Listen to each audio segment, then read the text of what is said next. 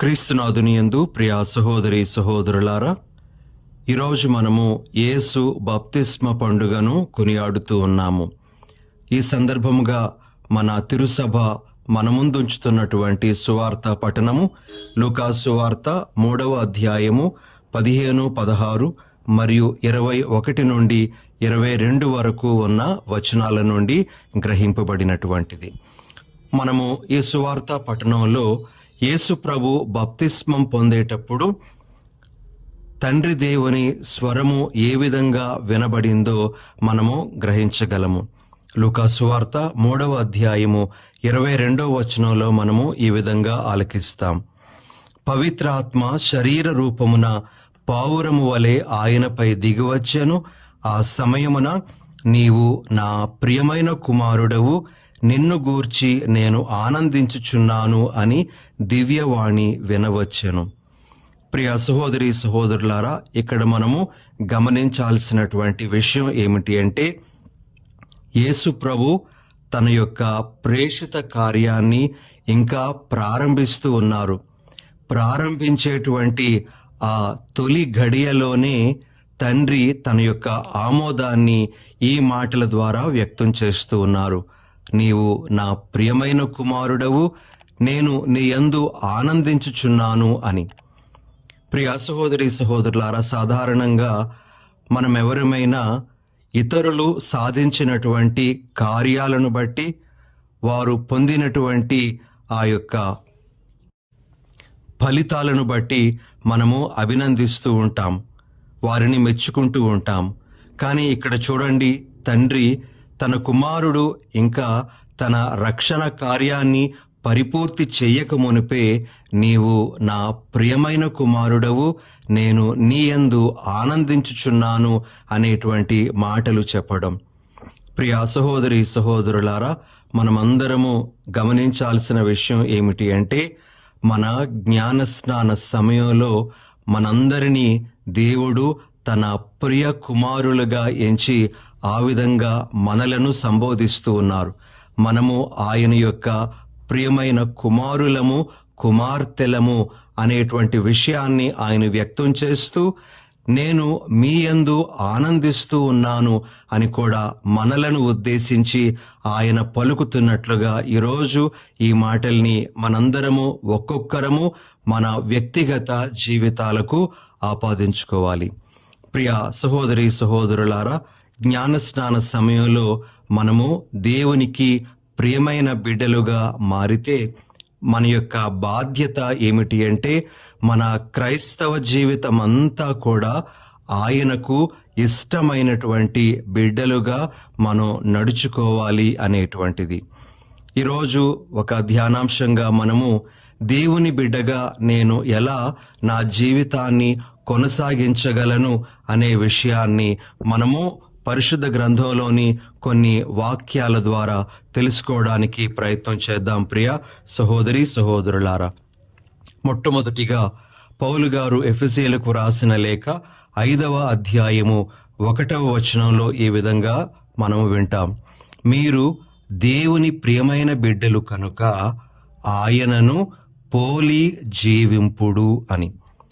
ప్రభు మన మీద పెడుతున్నటువంటి మొట్టమొదటి బాధ్యత ఏమిటి అంటే, మనము ఆయనకు ప్రియమైనటువంటి బిడ్డలమైతే మనము ఆయనను పోలి జీవించాలి.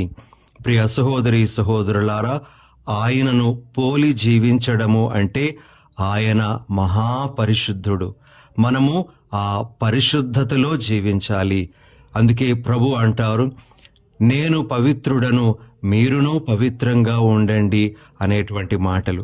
కాబట్టి మనము ఆయనను పోలి జీవించడము అంటే పవిత్రతలో ఎల్లప్పుడూ ఎదుగుతూ ఉండాలి అనేదే ప్రభు మనకిస్తున్నటువంటి ఒక ముఖ్యమైనటువంటి సందేశము.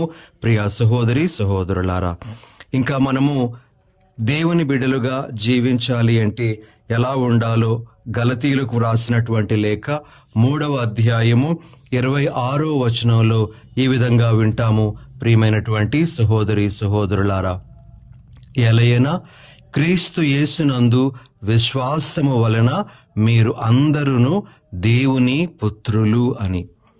మనము దేవుని పోలి జీవించడం తర్వాత క్రీస్తు యేసునందు అపారమైనటువంటి విశ్వాసముతో జీవిస్తూ మనము దేవుని బిడ్డలము అనే విషయాన్ని నిరూపించుకోవాలి. ప్రియ సహోదరి సహోదరులారా, యోహాను గారు రాసినటువంటి మొదటి లేఖలో మనము చాలా సందర్భాలలో మనము తండ్రిని విశ్వసించడం మాత్రమే కాదు, మరి ఆ తండ్రి పంపిన కుమారుని యందు కూడా విశ్వాసముంచి జీవించాలి అనే విషయాన్ని పలుచోట్ల యోహాను గారు ప్రస్తావించడం వింటాం.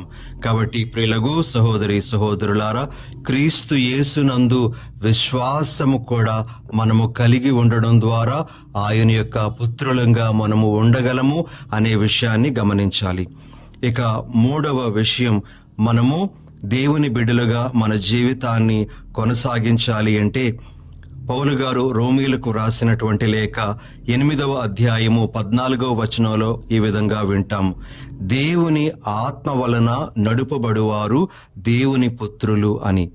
మనము దేవుని పోలి జీవించడము, క్రీస్తు యేసునందు విశ్వాసం ఉంచడం తర్వాత మనము ఆత్మ వలన నడిపింపబడినటువంటి వాళ్ళమై ఉండాలి. మనము ఆత్మ క్రియలను చేపట్టేటువంటి వారమై ఉండాలి అని పరిశుద్ధ వాక్యము మనకు బోధిస్తుంది. కాబట్టి దేవుని బిడ్డగా ఉండేటువంటి వాడు ఆత్మ చేత నడిపింపబడేటువంటి వాడుగా ఉంటాడు అనేది ఇక్కడ మనము గ్రహించాల్సినటువంటి ఒక ముఖ్యమైన విషయం. ఇక ప్రియ సహోదరి సహోదరులారా, మనము దేవుని బిడ్డలుగా మన జీవితాన్ని కొనసాగించాలి అంటే దేవుని వాక్యం మనకు ఏం బోధిస్తూ ఉంది అంటే, యోహాను గారు రాసినటువంటి మొదటి లేఖ 4వ అధ్యాయము 7వ వచనంలోని 2వ భాగంలో ఈ విధంగా మనము ఆలకిస్తాం. ప్రేమించువాడు దేవుని మూలముగా జన్మించినవాడు అని. అనగా ఎవరైతే ప్రేమ కలిగి జీవిస్తారో వారు దేవుని బిడ్డలు అనే విషయాన్ని యోహాను గారు మనకు తెలియజేస్తూ ఉన్నారు. ప్రియ సహోదరి సహోదరులారా, మనము దేవుని బిడ్డలంగా మన జీవితాన్ని కొనసాగించాలి అంటే తప్పనిసరిగా ప్రేమ అనేటువంటి ఆ గుణం మనలో ఉండాలి. ప్రేమతో మనము జీవించిన నాడు మనము తప్పనిసరిగా దేవుని బిడ్డలంగా పిలువబడతాము అనేటువంటిది మనకి పరిశుద్ధ గ్రంథం తెలియజేస్తున్నటువంటి విషయం. ఇక ఇంకొక విషయం, మనం దేవుని బిడ్డగా మన జీవితాన్ని కొనసాగించాలి అంటే వాక్యం మనకేం చెప్తుంది అంటే, యోహాను గారు రాసినటువంటి మొదటి లేఖ 2వ అధ్యాయం 29వ వచనంలో, సత్ప్రవర్తన కల ప్రతి ఒక్కడు దేవుని మూలముననే జన్మించియున్నాడని తెలుసుకొందురు అని.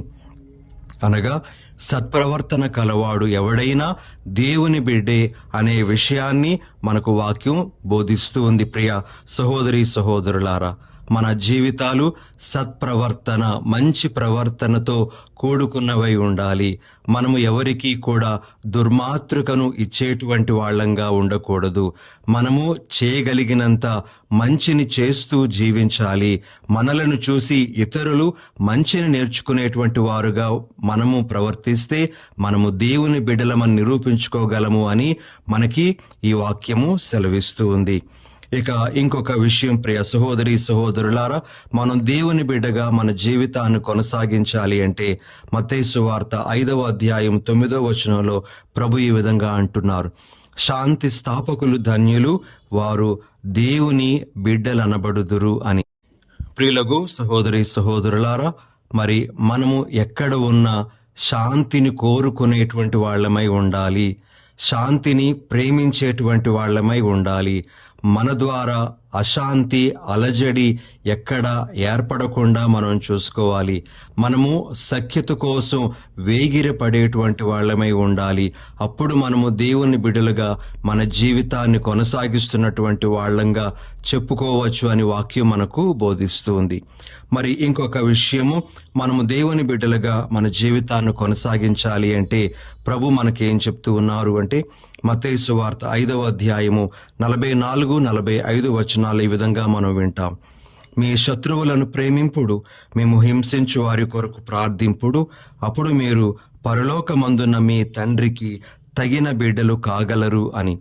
ప్రియ సహోదరి సహోదరులారా, శత్రు ప్రేమను కలిగి జీవించడం, శత్రువులను సైతము మన్నించగలగడం అనేటువంటిది దేవుని బిడ్డలుగా మనము చేసేటువంటి ఒక కార్యముగా వాక్యం మనకు బోధిస్తూ ఉంది. కాబట్టి నీవు నేను దేవుని బిడ్డగా మన జీవితాన్ని కొనసాగించాలి అంటే ఎవరెవరైతే మనలను శత్రువులుగా పరిగణిస్తూ ఉన్నారో వారి ఎడల మనము ప్రేమ భావముతో జీవించగలగాలి, వారిని మనము హృదయపూర్వకంగా క్షమించగలగాలి అని ప్రభు మనకు తెలియజేస్తూ ఉన్నారు. ఇక ఆఖరుగా ప్రియ సహోదరి సహోదరులారా, యోహాను గారు రాసినటువంటి మొదటి లేఖ 3వ అధ్యాయము 9-10 వచనాలు మనం చూసినట్లయితే, దేవుని బిడ్డ పాపపు కృత్యములు కొనసాగింపడు అనే వాక్యాన్ని మనం చూస్తాం. కాబట్టి నీవు నేను దేవుని బిడ్డగా మన జీవితాన్ని కొనసాగించాలి అంటే పాపపు కార్యాలకు మనము స్వస్తి చెప్పాలి, పాపపు కార్యాలలో మనము మునిగి తేలకూడదు అని ప్రభు మనకు తెలియజేస్తున్నారు. పశ్చాత్తాపము, పరివర్తన అనేటువంటివి మన హృదయంలో ఉన్నప్పుడు తప్పనిసరిగా మనము దేవుని బిడ్డలుగా మన జీవితాన్ని కొనసాగించగలము అని ప్రభు మనకు తెలియజేస్తూ ఉన్నారు. ఈరోజు యేసు బాప్తిస్మ పండుగను కొనియాడుతూ ఉండగా నేను దేవుని బిడ్డను అని మనమందరము గర్వపడుతూ, మరి దేవుని బిడ్డగా నా జీవితం ఎలా ఉందో అని మనం ఒకసారి పరీక్షించుకోవడానికి ప్రయత్నం చేద్దాం. అదేవిధంగా ఈనాడు మన చిన్ననాడు మన తరపున జ్ఞానస్నానపు ప్రమాణాలు చేసినటువంటి మన తల్లిదండ్రులను గుర్తు చేసుకుంటూ, వారు మన తరపున చేసినటువంటి ఆ ప్రమాణాలను ఈరోజు మరొక్కసారి ప్రభు ముందు మనం కూడా చేస్తూ ఆ ప్రమాణాలకు తగ్గట్లుగా మన జీవితాన్ని నడిపించుకోవడానికి ప్రయత్నం చేద్దాం. ప్రభు మనలను దీవించి తన యొక్క బిడ్డలుగా చిరకాలము జీవించే వరాన్ని దయచేయుదురుగాక. ఆమెన్.